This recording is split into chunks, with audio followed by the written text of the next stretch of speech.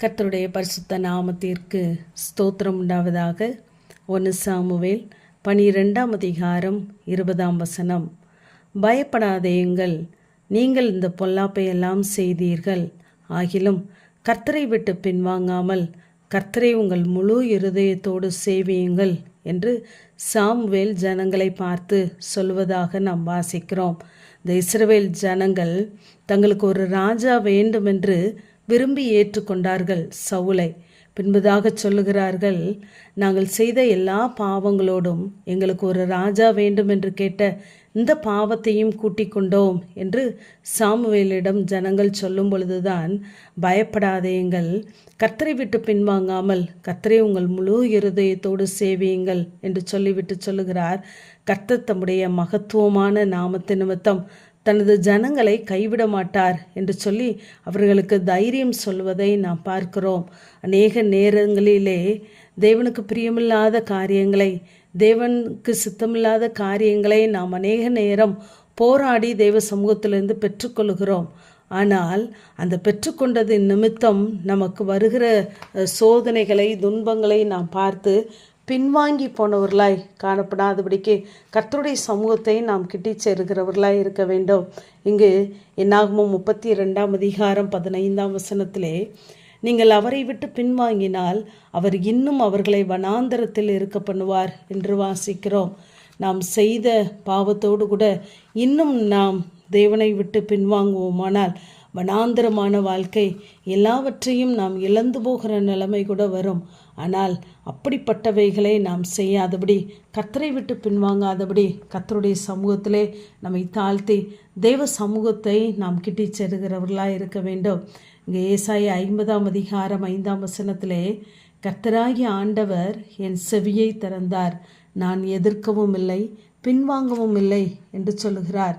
கர்த்தருடைய வார்த்தை நமக்கு நேராய் வரும் பொழுது, நாம் ஒரு கர்த்தருடைய வார்த்தையை கேட்டு நம்முடைய இருதயத்திலே நாம் குத்தப்படும் பொழுது, உணர்த்தப்படும் பொழுது, அந்த வார்த்தையை நாம் பின்வாங்காதபடி, எதிர்க்காதபடி அப்படியே நாம் ஏற்றுக்கொள்ளுகிறவர்களாய் இருக்க வேண்டும். யோபு சொல்லும் பொழுது 23ஆம் அதிகாரத்திலே, அவர் உதடுகளின் கற்பனைகளை விட்டு நான் பின்வாங்கினதில்லை, அவருடைய வாயின் வார்த்தைகளை எனக்கு வேண்டிய ஆகாரத்தை பார்க்கிலும் அதிகமாய் காத்து கொண்டேன் என்று சொல்லுகிறார். அப்படிப்பட்ட வார்த்தைகளை நாம் பிரியமாய் ஏற்றுக்கொண்டு நம்முடைய இருதயத்திலே காத்து தேவனை விட்டு பின்வாங்காதபடி தேவனையே நாம் சேவிப்போமானால் கர்த்தர் நமக்கு வருகிற எல்லா பொல்லாங்கிலிருந்து அவர் நம்மை விடுவிக்க அவர் போதுமானவராகவே இருக்கிறார். என்னாகமம் 14ஆம் அதிகாரம் 43ஆம் வசனத்திலே, நீங்கள் கர்த்தரை விட்டு பின்வாங்கினபடியினால் கர்த்தர் உங்களோடு கூட இருக்க மாட்டார் என்று நம்மை எச்சரிக்கிறார். ஆகவே எல்லா சூழ்நிலைகளிலும் கர்த்தரை நாம் சார்ந்து கொள்ளுகிறவர்களாய் இருப்போம். கர்த்தரை நாம் சார்ந்து கொள்ளுவோமானால் எப்படிப்பட்ட சூழ்நிலைகளாக இருந்தாலும், எவ்வளோ பெரிய பிரச்சனைகளாக இருந்தாலும் தேவன் நம்மை காதை கடக்க பண்ணுவார். ஆகவே நம்முடைய பிரச்சனைகளை, சத்ருவின் கிரியைகளை நாம் பெரிதாக பேசிவிடாதபடிக்கு அந்த பிரச்சனைகளை பார்த்து நாம் பேசுகிறவர்களாய் இருப்போம். ஏனென்றால் சத்ரு செய்கிற காரியங்களை பெரிதாய் பேசுவது தேவனுக்கு பிரியமானதல்ல. ஆகவே நம்முடைய பிரச்சனைகளை குறித்து, தோல்விகளை குறித்து நாம் பேசிக்கொண்டே இருக்காதபடி கர்த்தருடைய வார்த்தைகளை பேசுவோம். அந்த கர்த்தருடைய வார்த்தைகளை, அந்த பிரச்சனைகளை பார்த்து பேசுவோம்.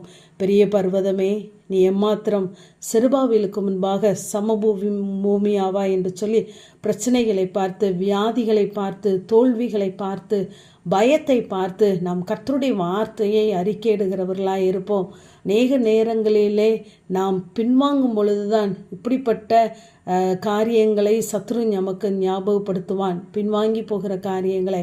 ஆனால் மறுபடியுமாய் நாம் எழும்பி கர்த்தருடைய வார்த்தையை நாம் அறிக்கையிடும் பொழுது நிச்சயமாகவே தேவன் நமக்கென்று வைத்திருக்கிற ஆசீர்வாதங்களை அவர் சுதந்தரிக்க செய்வார். ஆகவே ஒருபோதும் பின்வாங்காதபடி கர்த்தரை முழு இருதயத்தோடு சேவியுங்கள். கர்த்தர் உங்களை ஆசீர்வதிப்பார். ஆமேன். ஜெபம்.